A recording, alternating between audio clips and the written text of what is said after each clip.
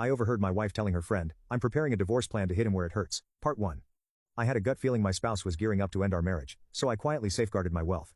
2 weeks later, she initiated divorce proceedings only to retract when her scheme unraveled. Greetings everyone. Before we dive into today's video, I need your support. We've noticed a dip in the channel's momentum, and hitting that subscribe button is a fantastic way to help us out.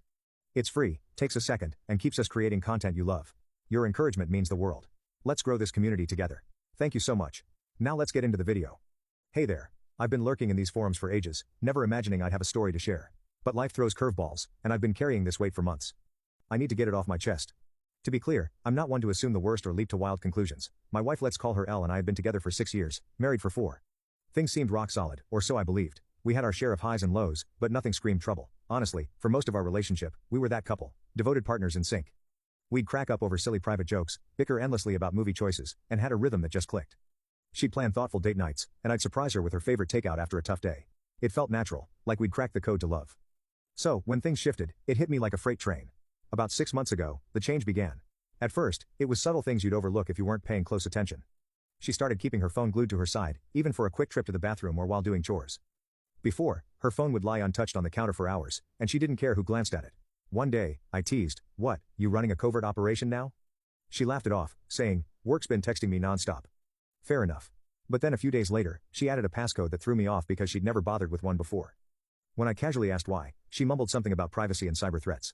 I didn't push, not wanting to seem paranoid, but it felt odd. And it didn't stop there. She started stepping out of the room to take calls, something she'd never done. It wasn't discreet, either. Her phone would buzz, and she'd say, "Oh, I'll just take this quick," before vanishing to the bedroom or out to the patio. When I asked who it was, she'd brush it off with, "Just a work pal." Then I noticed another quirk. She'd place her phone face down on the table. I didn't even know that was a red flag until I reached for something near her, and she swiftly slid her phone away. It was a fleeting moment, but it stuck with me, increasing the distance between us. But it wasn't just the phone. She started feeling detached. Our easygoing chats now felt like a chore. When I mentioned future plans like where to go for our anniversary or saving for a new car, she'd give a vague, "Yeah, we'll figure it out," and change the topic. It all crystallized one day when she said she was grabbing coffee with a friend. I happened to be nearby running errands, so I thought, why not surprise her? It'll be sweet. But when I got there, she wasn't with a friend. She was pacing outside the cafe, phone to her ear, looking intense. I stayed in my car, sensing something serious. I didn't mean to overhear, but I caught snippets like, "It's nearly set, and a fresh start." Soon, my heart sank. I couldn't piece it together, but it didn't sound like a work issue or a friend's drama. It felt bigger, like a plan she was orchestrating. When she got home, I asked how her coffee date went, keeping my tone light. She spun a detailed tale about her friend venting about a bad relationship. Her story was so smooth, I just stared for a moment. Then, out of nowhere, she brought up consolidating our finances. "We should organize everything in one place," she said. "You know, accounts, passwords, documents for emergencies." I blinked. "What kind of emergencies?" I asked, trying to sound casual. She shrugged. "Just in case. What if something happens to one of us, or we need to make a big financial move fast?" Her reasoning sounded logical, but her delivery felt off, too practiced, too perfect. I nodded, saying, "Sure, makes sense," but inside, my instinct screamed, "Why now? Why this sudden push to streamline our money when we'd always kept things separate and relaxed?" That night, I replayed her words, trying to decode them. The phone secrecy, the cafe conversation, her growing distance, it was adding up, and I didn't like the picture. Still, I held off acting. A few days later, she brought it up again.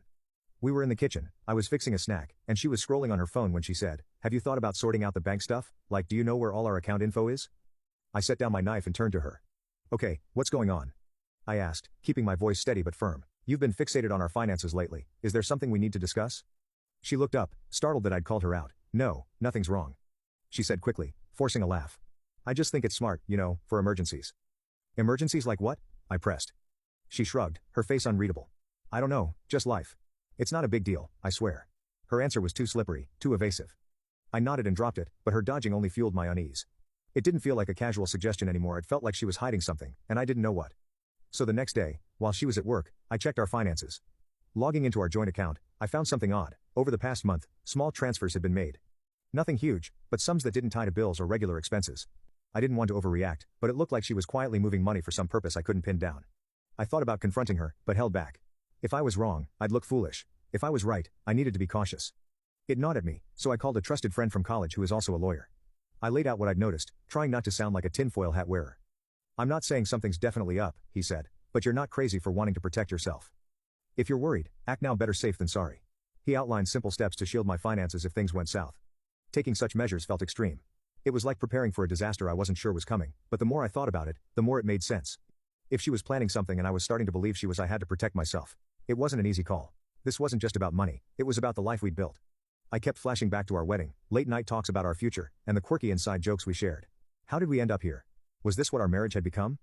Taking these steps felt like admitting the trust we'd built was gone. That night, while she was out, I opened my laptop, hands trembling.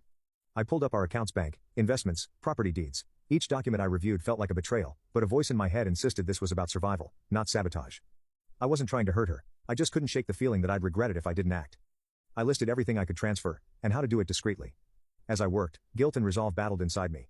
I'd trusted her completely for years, and now I was playing defense against the person I thought would always be my partner.